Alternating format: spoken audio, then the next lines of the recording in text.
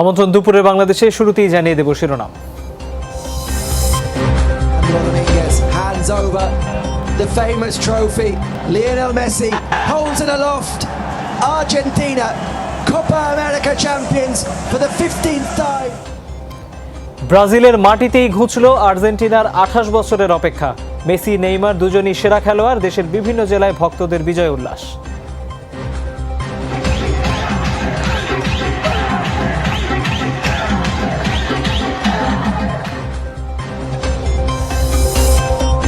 রাজধানীর হাসপাতালগুলোতে ঢাকার বাইরে রোগীর চাপ অব্যাহত। করোনা ও উপসর্গ নিয়ে আজও শতাধিক মৃত্যু। বিধিনিষেধে ভার্চুয়ালি চলবে সরকারি দপ্তরের কাজ। স্বজনদের খোঁজে রূপগঞ্জের আগুনে পোড়া কারখানায় ভিড়। ঘটনাস্থলে আওয়ামী লীগের প্রতিনিধি দল। মরদেহের ডিএনএ পরীক্ষা চলছে ঢাকা মেডিকেলে। কমপ্লায়েন্স নিশ্চিতের পরও থামছে না দুর্ঘটনা। মাঝারি মানের পোশাক কারখানায় বিপদ ঘটছে সবচেয়ে বেশি। সেফটি কমিটির তদারকি নিয়ে সিপিডির প্রশ্ন। 1.5 মাসেরও বেশি সময় ধরে তলিয়ে আছে দক্ষিণখানের গণকবরস্থান সড়ক। ময়লা আবর্জনায় দুর্গন্ধ, স্থবির ব্যবসা বাণিজ্য, জনজীবন। ইন্টারনেট সেবায় এক দেশ এক রেট কার্যকর হয়নি এখনো। স্থানীয় প্রশাসনের সহায়তায় কঠোর পদক্ষেপ নিতে যাচ্ছে বিটিআরসি।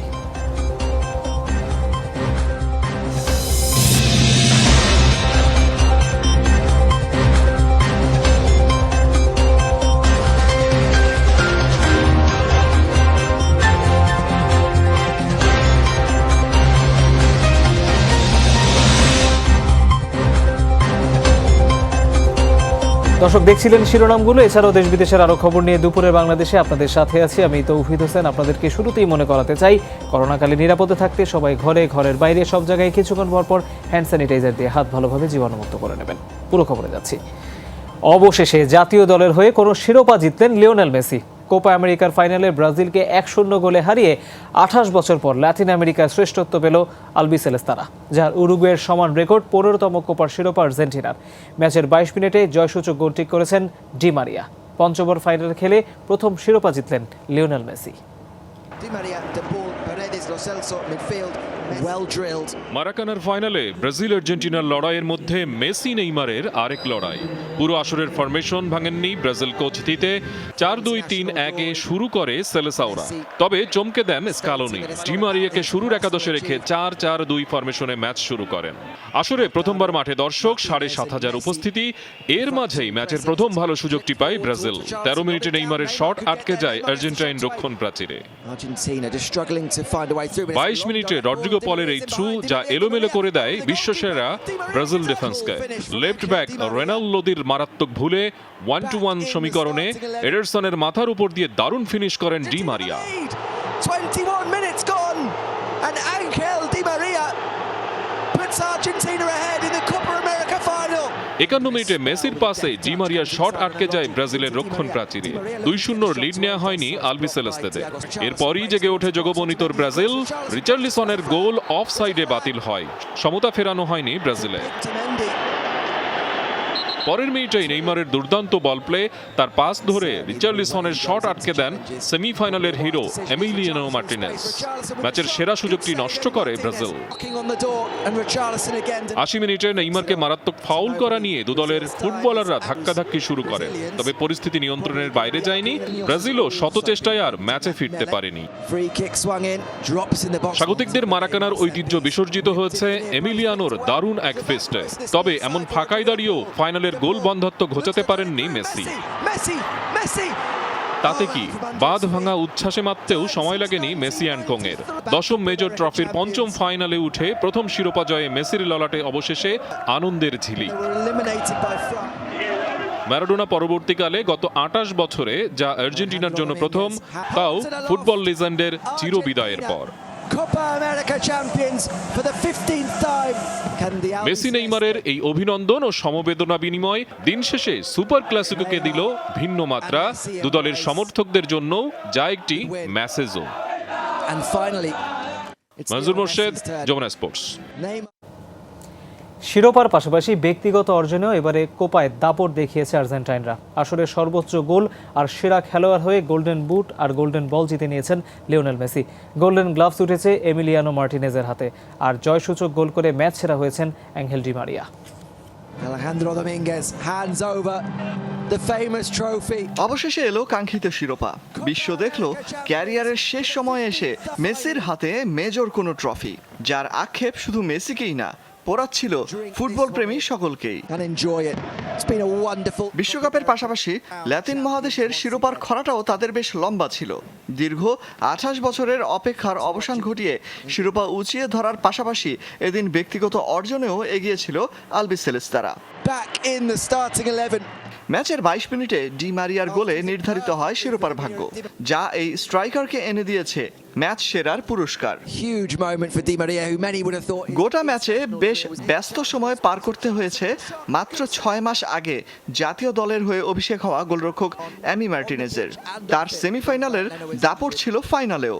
একাধিকবার তার কিছু সেভ এই ম্যাচে এগিয়ে রেখেছে আর্জেন্টিনাকে। তাই গোল্ডেন গ্লাভসের বিকল্প দাবিদার ছিল না আর কেউ। আসরের সর্বোচ্চ গোলদাতার পুরস্কার হাতে উঠেছে মেসির। কলম্বিয়ার লুইস ডিয়াসের সমান 4 গোল করলেও 5 অ্যাসিস্টে গোল্ডেন বল শোভা পাচ্ছে তার হাতেই। শুধু কি বল, শিরোপার জন্য মরিয়া হয়ে ওঠা মেসি গ্রুপ পর্ব থেকেই ছিলেন অপ্রতিরোধ্য, তাই গোল্ডেন বুটটিও ওঠে তার হাতে। ক্যারিয়ারের প্রথম শিরোপা জয়ের পাশাপাশি তাই বুট আর বল তাকে আজ বানিয়েছে গোল্ডেন বয়। করোনার এই মহামারীর মাঝেও তাকে এগিয়ে নিয়ে গেছে আরও একটি ব্যালন ডি'অর জয়ের পথে। On Lionel Messi's face after a career hit record-breaking. Alok Hasan, Jamuna sports. Record number of appearances. এদিকে পুলিশের বিধিনিষেধ উপেক্ষা করে ব্রাহ্মণবাড়িয়ায় আনন্দ মিছিল করেছেন আর্জেন্টিনা সমর্থকরা। কোপার ফাইনালে চ্যাম্পিয়ন হওয়ার পরপরই মিছিল নিয়ে রাস্তায় নামে মেসির ভক্তরা। জেলা শহরের দক্ষিণ মৌরাইল, পূর্ব পাইকপাড়া, কাজীপাড়া এলাকায় চলে আনন্দ উল্লাস। তবে কোনো মিছিলই শহরের প্রধান সড়কে উঠতে পারেনি। খেলায় হারের পর ব্রাজিল সমর্থকদের কোনো তৎপরতাই ছিল না। শহর জুড়ে সতর্ক অবস্থানে ছিল পুলিশ।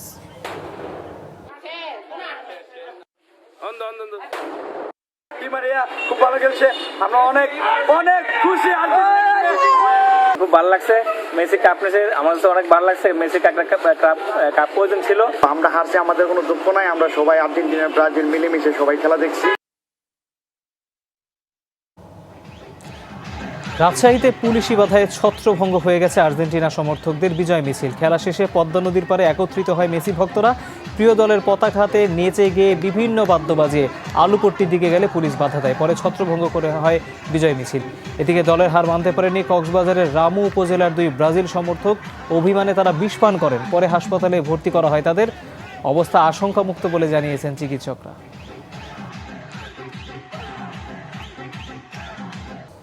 দেশের বিভিন্ন জেলায় করোনা এবং উপসর্গ নিয়ে 129 জনের মৃত্যু হয়েছে। এর মধ্যে খুলনা বিভাগেই 60 জন মারা গেছেন।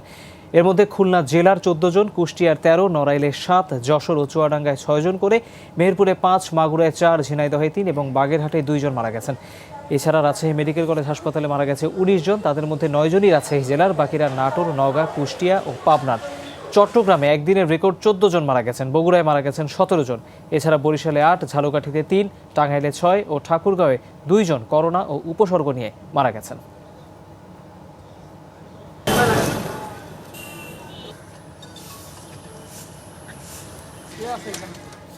দর্শক, করোনা পরিস্থিতির খবর জানাবেন সরাসরি আমাদের সহকর্মীরা। শুরুতেই রাজশাহীতে যাচ্ছি মধুদ রানার কাছে। রানা, সংক্রমণ প্রাণহানি কোনো কিছুতেই কমছে না। চিকিৎসকরা আসলে কি বলছেন, কি করবেন তারা?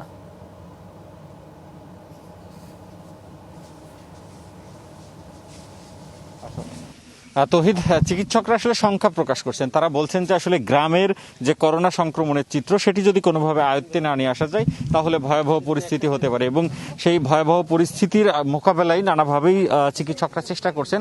এবং সেই চেষ্টার অংশ হিসেবেই সেনাবাহিনীর বগুড়ার 11 পদাতিক সেনাবাহিনী তারাও শুরু করেছেন। যেহেতু এখন লকডাউন চলছে, লকডাউনের এই পরিস্থিতি, গ্রামের যারা মানুষ তারা চিকিৎসা নিতে বের হতে পারছেন না, আবার একই সাথে তারা কোভিড আক্রান্ত কিনা সেটিও তারা আসলে জানতে পারছেন না।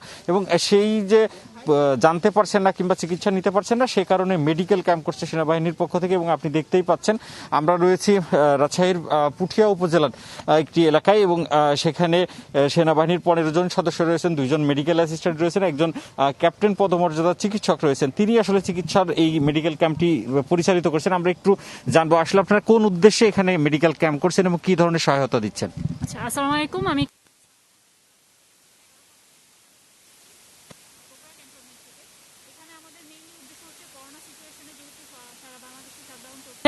এই ক্ষেত্রে এইখানে হচ্ছে যাতে মানুষের কাছে আমরা সেবা দিতে পারি, জেনারেল যারা পেশেন্ট আছে তাদেরকে চিকিৎসা দেওয়ার জন্য। এর মধ্যে যদি কারো কোভিড সিচুয়েশনে যদি কারো সিমটম দেখা দেয়, সেক্ষেত্রে আমরা তাদেরকে অ্যাডভাইস করি নিয়ার বাই কোনো স্বাস্থ্য কমপ্লেক্সে চিকিৎসা নেওয়ার জন্য। দর্শক, আমরা রাজশাহী থেকে জানছিলাম। মধু রানা, ধন্যবাদ আপনাকে। আমরা চট্টগ্রামে যেতে চাই আরিফুর রহমান সবুজের কাছে। সবুজ, চট্টগ্রামে সংক্রমণের হার, মৃত্যুর হার প্রতিদিনই রেকর্ড ভাঙছে, কিন্তু প্রশ্ন হচ্ছে যেই লকডাউন এখন আছে সেই লকডাউনকে দিন শেষে মানুষ মানছে?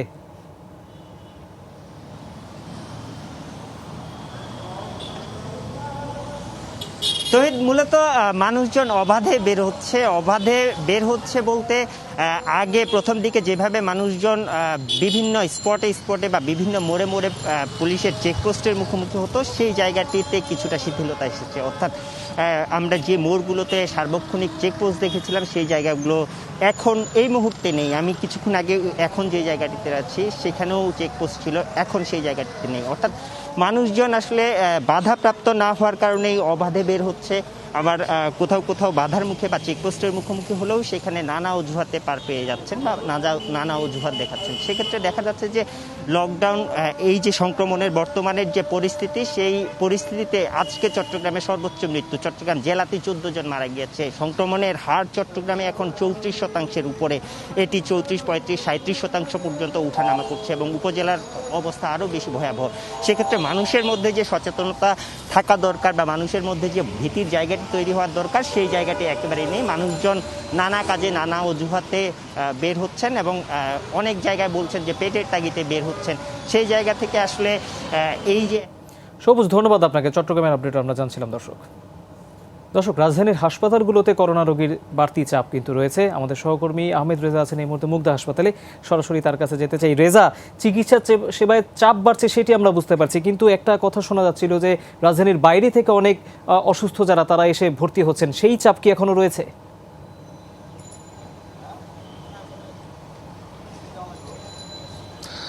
তহিদ, সেই চাপটি রয়েছে। আমরা সকাল থেকে এখন পর্যন্ত মূলত রাজধানীর 3টি হাসপাতালে ঘুরেছি এবং সব জায়গাতেই দেখেছি যে কজন রোগীকে আমরা পেয়েছি প্রত্যেকেই কিন্তু ঢাকার বাইরে থেকে এসেছেন। দেশের বিভিন্ন প্রান্ত থেকে তারা কিন্তু এখানে এসে পৌঁছেছেন এবং প্রত্যেকের যেই খুব কমন যেই সিমটমগুলো বা লক্ষণগুলো ছিল সেগুলো হচ্ছে শ্বাসকষ্ট।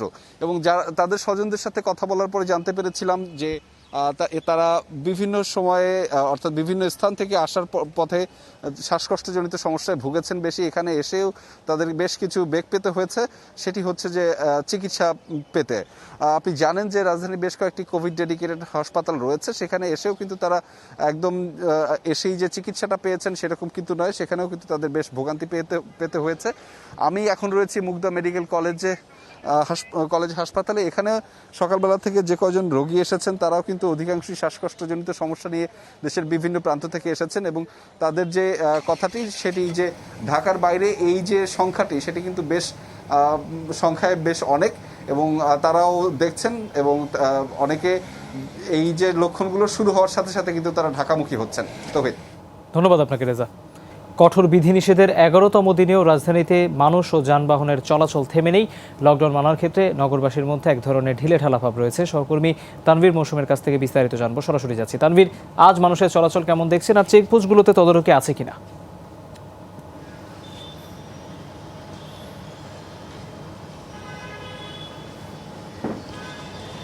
তহিদ, আপনি জানেন কঠোর লকডাউনের কিন্তু আজ 11তম দিন এবং আজও কিন্তু সাধারণ মানুষের চলাচল থেমে নেই। এবং আমি কিন্তু এই মুহূর্তে আছি কাকরাইলে এবং এখানেও কিন্তু একটি পুলিশ চেকপোস্ট রয়েছে। যদি আমি আপনাকে একটু দেখাই যে আপনি যেমনটি বললেন যে চলাচল থেমে নেই, অনেক মানুষ কিন্তু আসছেন এবং তাদের সাথে যে করণীয় কর্তব্যটি পালন সেটিও কিন্তু আইনশৃঙ্খলা বাহিনী করে যাচ্ছেন এবং তারা বলছেন যে তারা চেষ্টার সর্বোচ্চটি দিয়ে যাচ্ছেন, কিন্তু আসলে স্বাস্থ্যবিধি মানতে এবং অন্যান্য সরকারের যেসব বিধিনিষেধ রয়েছে সেগুলো মানতেও কিন্তু এক ধরনের অনীহা, গাফেলতি খেয়াল করা যাচ্ছে সাধারণ মানুষের মধ্যে।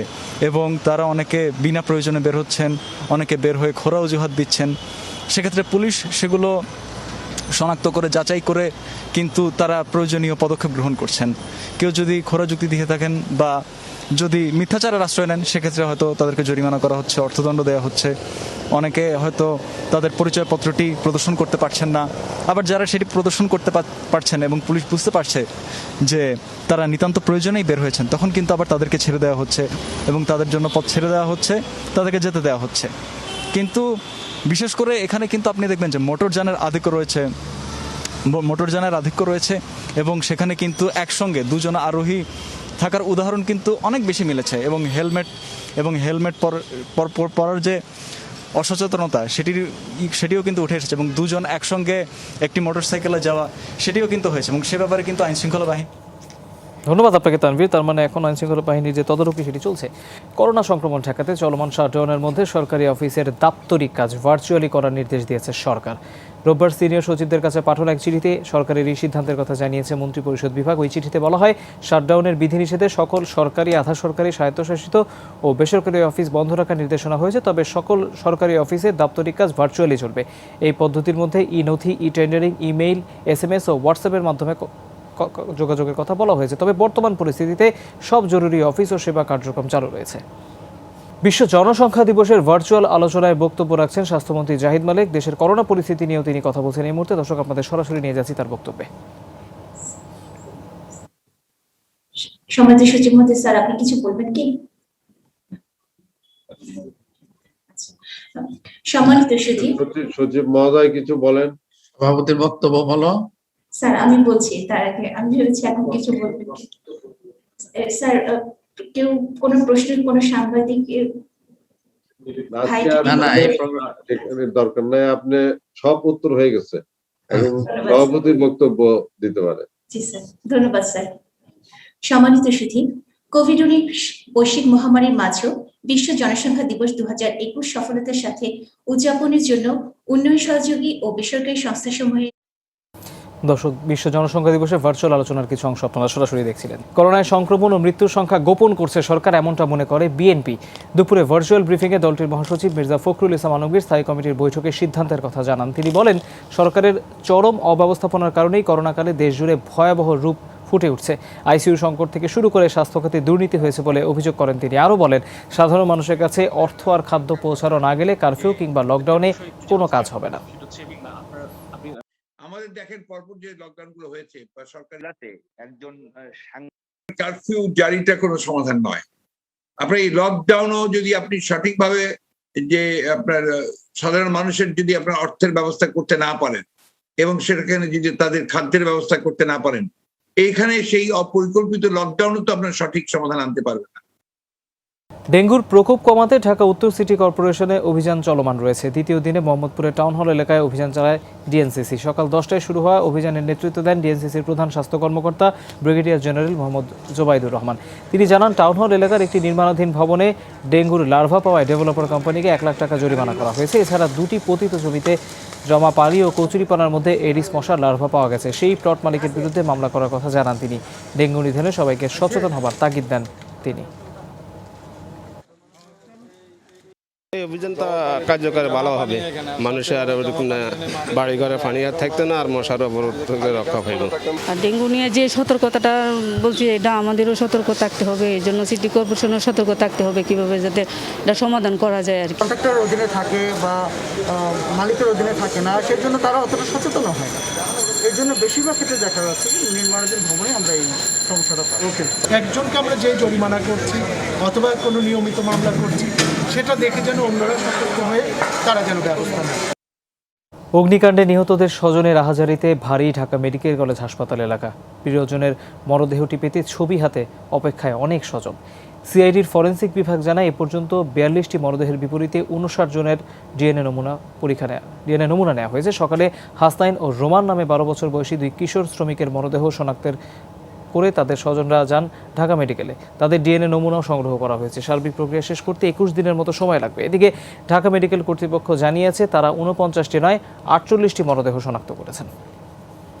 ফায়ার সার্ভিসে কোনো কিছুই করতে পারে না, চারতলাই ছিল, সঙ্গে তালা দেওয়া ছিল। আমার এই ছেলেটা যেইভাবে জীবিত হইলো আমার দেন, মৃত্যু হইলো লাশটা আমার দেন। আমার একটা ছেলের একটু দেওয়া না আমার 59 ব্যক্তির নমুনা রক্ত, দাবিদারের নমুনা রক্ত সংরক্ষণ করছি আমরা। টিস্যুগুলো পুড়ে যাওয়াতে টিস্যু আমরা নিতে পারিনি, যার কারণে দাঁত এবং হাড় থেকে ডিএনএ প্রোফাইল করতে একটু সময় লাগে। এই কারণেই হয়তো 21 থেকে 30 দিনের কথা আমরা বলছি। দর্শক, এই মুহূর্তে নারায়ণগঞ্জে সেই কারখানার সামনে আছেন আমাদের সহকর্মী আমির হোসেন স্মিথ। সরাসরি যাচ্ছি তার কাছে। স্মিথ, দুটি বিষয় জানতে চাই, এখনও স্বজনদের খোঁজে লোকজন আসছে কিনা, আর আওয়ামী লীগের একটি প্রতিনিধি দল গিয়েছিল সেখানে, আপনি সেই খবর জানিয়েছিলেন, তারা কি এখনও সেখানে আছে?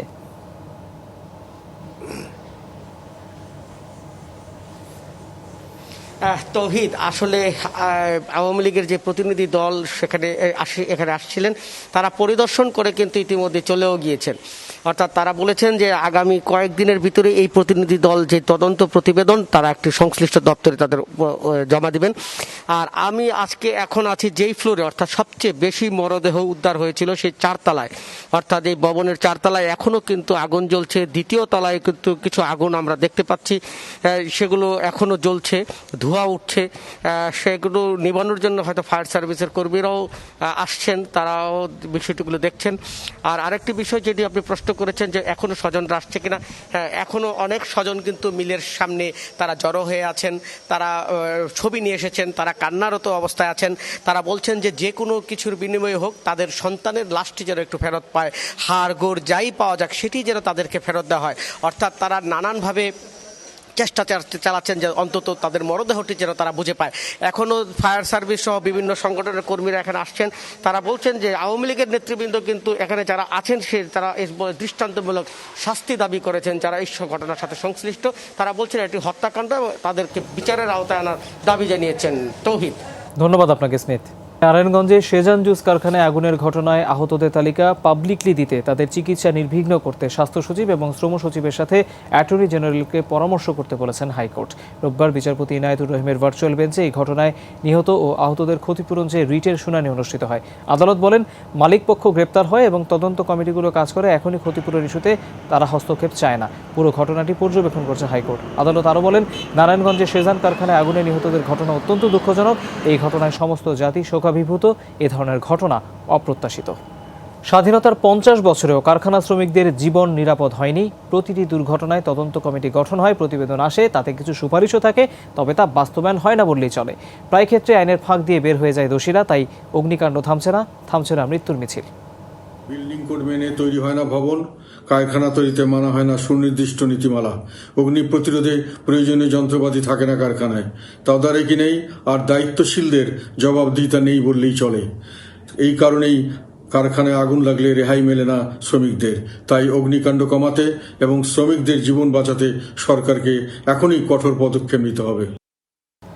কমপ্লায়েন্স নিশ্চিতের পরও দুর্ঘটনা থামছে না পোশাক কারখানায়। মাঝারি মানের গার্মেন্টসে বিপদ ঘটছে সবচেয়ে বেশি। এই অবস্থায় সেফটি কমিটির তদারকি নিয়ে প্রশ্ন তুলেছে Centre for Policy Dialogue CPD.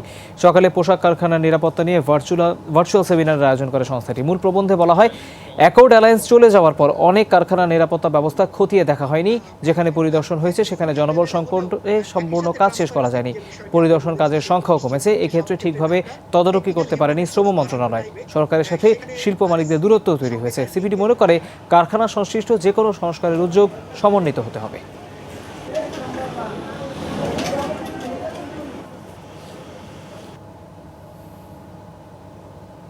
যেন দুর্ভোগের আরেক নাম দক্ষিণখানের গণকবরস্থান সড়ক। ডুবে আছে 1.5 মাসেরও বেশি সময় ধরে।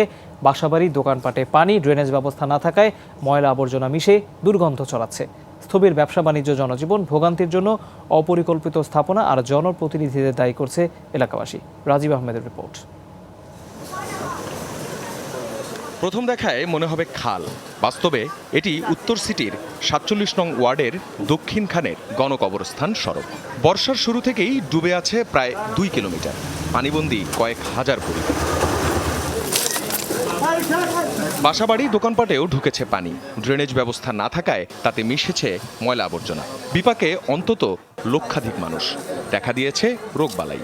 দোকানপাট, হাজার হাজার মানুষের বাড়ি ঘর সব পানি চলে যাচ্ছে। গন্ধে আমি এদিকে যেতে পারি না, একবারে বমি করে দিই। কি করে এই রাজনীতিবিদেরা? যতটুকু ভিজবো অতটুকু আমার চুলকা এবং গা হয়ে যায়।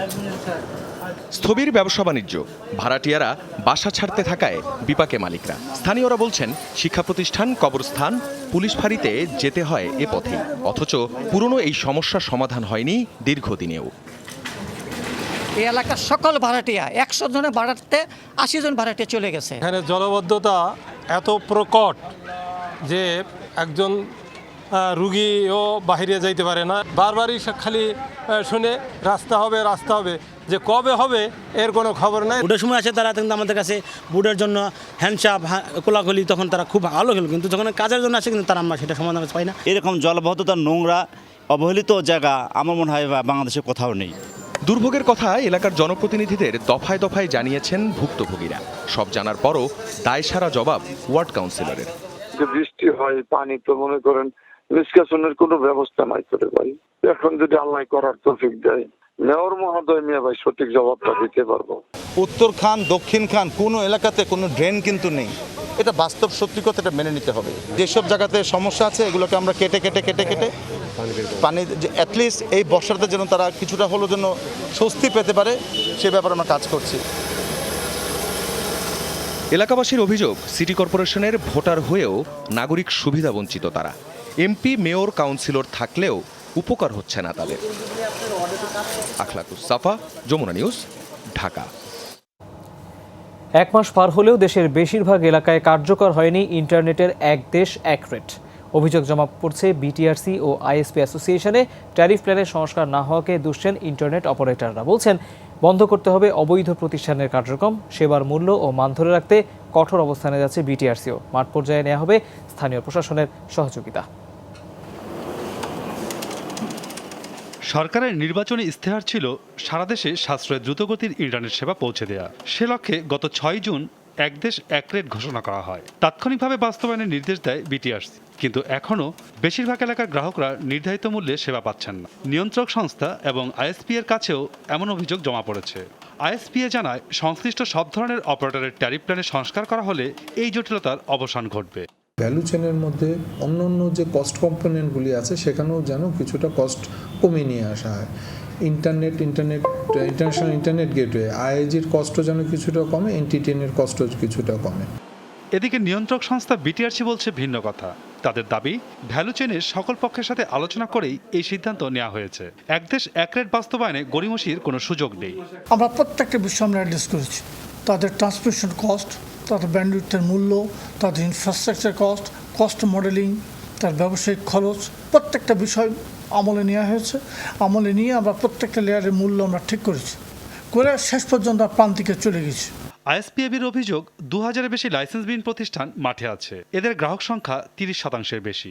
অবৈধ এসব ইন্টারনেট অপারেটরদের দৌরাত্মে সরকারের এক দেশ এক রেট কার্যক্রম মুখ থুবড়ে পড়ছে। প্রত্যন্ত অঞ্চলে আমাদের ন্যাশনাল আইএসপি বা জোনাল আইএসপি বা এলাকাভিত্তিক আইএসপি যেগুলো আছে, থানাভিত্তিক আইএসপি, তারাও যখন যাচ্ছে তখন তারা বিভিন্ন বাধার সম্মুখীন হচ্ছে সেই জায়গায় স্বল্প খরচে ইন্টারনেটটা দিতে। কারণ তারা ওই জায়গায় চাচ্ছে যে শুধু একটা বা দুইটা মাসল পাওয়ার যাদের আছে, ইলিগাল আইএসপি যারা অপারেট করে তারাই শুধু বিজনেস করবে। তারা যেই প্রাইসটা নির্ধারণ করে জনগণের জন্য সেই প্রাইসটাই জনগণ দিতে বাধ্য থাকে। অবৈধ অপারেটরদের বিরুদ্ধে ব্যবস্থা নেওয়ার পাশাপাশি এক দেশ এক রেট বাস্তবায়নে এবার স্থানীয় প্রশাসনকে মাঠে নামানো হচ্ছে। তাদের যে অ্যাসোসিয়েশন তারা তো কমিটেড, কাজে এখানে আপনি কেন মানবেন না? আমরা স্থানীয় প্রশাসন বিরুদ্ধে জেলা প্রশাসনকে আমরা ফ্লায়ার করে দিচ্ছি, তাতে করে আমরা জানিয়ে দিচ্ছি যে প্রত্যেকটা আইএসপি এর বাইরে যেতে পারবে না। সেক্ষেত্রে স্থানীয় প্রশাসন তারা সক্রিয় ভূমিকা পালন করবে। গত 6 জুন সংবাদ সম্মেলন করে ব্রডব্যান্ড ইন্টারনেট ব্যবহারের জন্য নতুন দর বেঁধে দেয় বিটিআরসি। গ্রাহক পর্যায়ে 5 MBPS এর জন্য 500 টাকা, 10 MBPS 800 এবং 20 MBPS এর জন্য সর্বোচ্চ 1200 টাকা নির্ধারণ করা হয়। মাসুদুজ্জামান রবিন, যমুনা নিউজ, ঢাকা। মায়ের মৃত্যুর 2 দিনের মাথায় বাবাকেও হারালেন সিনিয়র সাংবাদিক এবং প্রেস ক্লাবের সহ সভাপতি রেজবানুল হক ও নিউজ 24-এর বার্তা সম্পাদক বোরহানুল হক সম্রাট। ইন্না লিল্লাহি ওয়া ইন্না ইলাইহি রাজিউন। বঙ্গবন্ধু শেখ মুজিব মেডিকেল বিশ্ববিদ্যালয়ে চিকিৎসাধীন অবস্থায় মারা যান তাদের বাবা মোহাম্মদ তোফাজ্জল হক। শারীরিক নানা জটিলতা নিয়ে তিনি চিকিৎসাধীন ছিলেন। তোফাজ্জল হকের মরদেহ নেওয়া হবে গ্রামের বাড়ি কুষ্টিয়ায়, জানাজা শেষে সেখানেই দাফন হবে। এর আগে গত শুক্রবার করোনা আক্রান্ত হয়ে রাজধানীর পুলিশ হাসপাতালে মারা যান তাদের মা সাজেদা বেগম। বেশ কিছুদিন ধরে তিনিও অসুস্থ ছিলেন। মাছরাঙ্গা টেলিভিশনের বার্তা প্রধান রেজওয়ানুল হকের মা ও বাবার মৃত্যুতে ব্রডকাস্ট জার্নালিস্ট সেন্টার বিজেসি গভীর শোক জানিয়েছে। জিম্বাবুয়ে বাংলাদেশ সিরিজের খবর। একমাত্র টেস্টে জয়ের সুবাস পাচ্ছে বাংলাদেশ। শেষ দিনে জয়ের জন্য স্বাগতিক জিম্বাবুয়ের প্রয়োজন 337 রান আর বাংলাদেশের প্রয়োজন 7 উইকেট।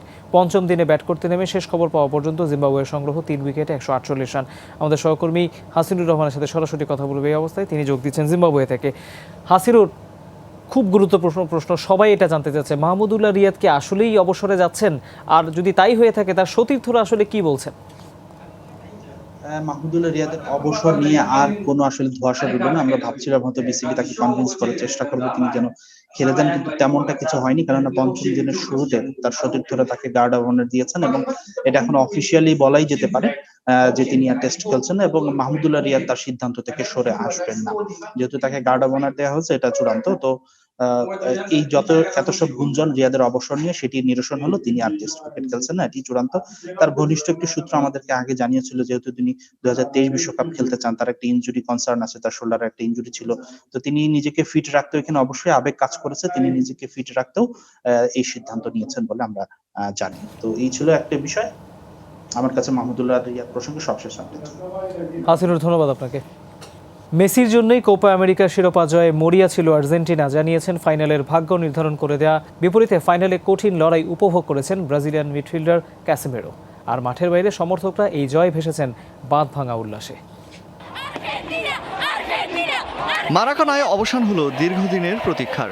জাতীয় দলের এমন শিরোপা জয়ে ব্রাজিলের রিও ডি জেনেরিও থেকে উচ্ছ্বাস ছড়িয়ে পড়েছে বুয়েন্স আয়ার্সেও। ম্যাচের জয়ের নায়ক ডি মারিয়া এই ম্যাচে নিজেকে উজাড় করে দিয়েছেন সর্বোচ্চটুকু, সাথে মেসিকে নিয়ে শিরোপা জয়। তাই তো এই জয়ে বাড়তি উন্মাদনা তার মাঝে। এটা সত্যিই অসাধারণ অনুভূতি। মেসি আমাকে বলেছিল এটা তার কোপার শেষ ফাইনাল। আমরা এর আগে 2015 আর 2016 এর কোপায় চেষ্টা করেও পারিনি, 2014 বিশ্বকাপ ফাইনালও হয়নি। তাই এই ফাইনাল জয় আমাদের জন্য খুবই গুরুত্বপূর্ণ ছিল। ম্যাচে ফেরার বেশ কিছু সুযোগ কাজে না লাগায় হতাশ হতে হয়েছে সেলেসাওদের। তবে এখনই সবকিছুর শেষ দেখছেন না দলের মিডফিল্ডার ক্যাসেমিরো। তারা আজকের ম্যাচে শুধুমাত্র বলের পেছনে খেলেছে, গোল করে ম্যাচের বাকি সময় শুধু আমাদের আটকে রাখার চেষ্টা করেছে এবং সফল হয়েছে। তাদের সাফল্যের জন্য অভিনন্দন। এবারের কোপা আমেরিকায় অনেক কঠিন লড়াই হয়েছে। আমরা শিরোপা জিতিনি, তবে এখন আমাদের সামনে এগিয়ে যেতে হবে। মারাকানার বাইরেও সরব উপস্থিতি ছিল দুই দলের সমর্থকদের। স্বাগতিকরা শেষ পর্যন্ত হতাশ হলেও আলবিসেলেস্তা সমর্থকরা উদযাপন করেছেন নিজেদের দীর্ঘদিনের অধরা শিরোপা জয়ে। আমরা চ্যাম্পিয়ন হবার মতোই দল ছিলাম। মাঠে যারা ভালো খেলেছে তারাই চ্যাম্পিয়ন হয়েছে। তবে দীর্ঘদিন আমরা শিরোপা ছাড়া ছিলাম। আমাদের জন্য খুবই গুরুত্বপূর্ণ ছিল এই জয়। রিও ডি জেনেরিও থেকে এই উচ্ছ্বাস ছড়িয়েছে বুয়েন্স আয়ার্সেও। শহরের প্রতিটি সড়কে নেমে আসে আর্জেন্টাইনরা। আমি এই সময়ের জন্য দীর্ঘদিন অপেক্ষা করেছি। জাতীয় দলকে আমি ভালোবাসি, এটি মেসির প্রাপ্য, আমাদের আর্জেন্টাইনদেরও এটি প্রাপ্য। অলক হাসান, যমুনা স্পোর্টস। এদিকে মধ্যরাতে ইউরোর ফাইনালে ইতালির মুখোমুখি হবে আসলে নিজেদের প্রথম ট্রফির খোঁজে থাকা ইংল্যান্ড। 55 বছরের শিরোপা খরা কাটাতে চায় ইংলিশরা, তবে দ্বিতীয়বারের মতো ইউরোর সেরা ট্রফি জিততে মুখিয়ে আছে ফেভারিট মানচিনের ইতালি। লন্ডনের ওয়েম্বলি স্টেডিয়ামে ম্যাচ শুরু হবে আজ রাত 1টায়। It's coming home. এবার কি তাহলে সত্যিই ধরা দেবে আরাধ্য ট্রফি? খুঁজবে কি ইংলিশদের 55 বছরের আখের? তেমনই সম্ভাবনা দেখছেন ব্রিটিশ রানী এলিজাবেথ। চিঠি দিয়ে শুভকামনা জানিয়েছেন ইংলিশ দলকে। আসর জুড়ে করা দুর্দান্ত ফর্মও আশা দেখাচ্ছে গ্যারেথ সাউথগেটের দলকে। সেমিফাইনাল পর্যন্ত তার দল হজম করেছে মাত্র 1 গোল। রহিম স্টার্লিং হ্যারিকেইনদের আক্রমণ ভাগ কাঁপন ধরিয়েছে প্রতিপক্ষ শিবিরে। সম্ভাব্য 5-3-2 ফরমেশনে এবার নাটকের শেষ দৃশ্যে আরও একবার বুনো উদযাপনের অপেক্ষায় ইংলিশ শিবির। তাদের অবশ্যই বেশ কিছু ভালো ফুটবলার রয়েছে। তাদের ট্যাকটিক্যাল প্ল্যান, কোচের অভিজ্ঞতা আর শেষ 30 ম্যাচের রেকর্ড সবকিছুই অসাধারণ। তারপরও মাঠে আমরা জয়ের জন্যই নামবো।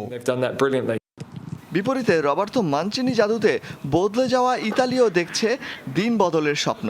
শিরোপা জেতার মিশনে দলটি পাল্টেছে খেলার কৌশল। অপরাজিত থেকেই নিশ্চিত করেছে ফাইনাল। আক্রমণ ভাগে ইমোবিল, চিয়েসা ও ইনিসিনিয়াদের সঙ্গে প্রস্তুত জর্জিনিও ভেরাত্তিদের শক্তিশালী মিডফিল্ড। এই দুইয়ের সমন্বয়ে সম্ভাব্য 4-3-3 ফরমেশনেই ইংলিশ বধের পরিকল্পনা ইতালির। আমরা এই টুর্নামেন্টে যেমন খেলে এসেছি, ফাইনালেও সেভাবেই নিজেদের তুলে ধরব। স্পেন অবশ্যই ভালো দল ছিল, কিন্তু ফাইনালে আমরা নিজেদের সেরাটা দিতেই মাঠে থাকব। দুই দলের মুখোমুখি পরিসংখ্যানে অবশ্য এগিয়ে রাখতে হচ্ছে ইতালিকে। 27 দেখার 11টিতে জয় আজ্জুরিদের। ইংলিশদের 8 জয়ের পাশাপাশি ড্র হয়েছে বাকি 8 ম্যাচ। 50 ম্যাচ, 1218টি শট, 114 গোলের রোমাঞ্চ শেষে এবার শিরোপা নির্ধারণের পালা। ওয়েম্বলির মাঠ কাকে বরণ করে নেয় সেটাই দেখার অপেক্ষায়। অলক হাসান, যমুনা স্পোর্টস। দর্শক, দুপুরে বাংলাদেশের প্রথম ঘন্টা থেকে আমি বিদায় নিচ্ছি। পরের ঘন্টার খবর নিয়ে ফিরবেন সহকর্মী টুম্পা হাসান। যাওয়ার আগে আপনাদেরকে আবারও মনে করাতে চাই, সবাই ঘরে, ঘরের বাইরে সব জায়গায় কিছুক্ষণ পর হ্যান্ড স্যানিটাইজার দিয়ে হাত ভালোভাবে জীবাণুমুক্ত করে নেবেন। আমাদের সাথেই থাকুন।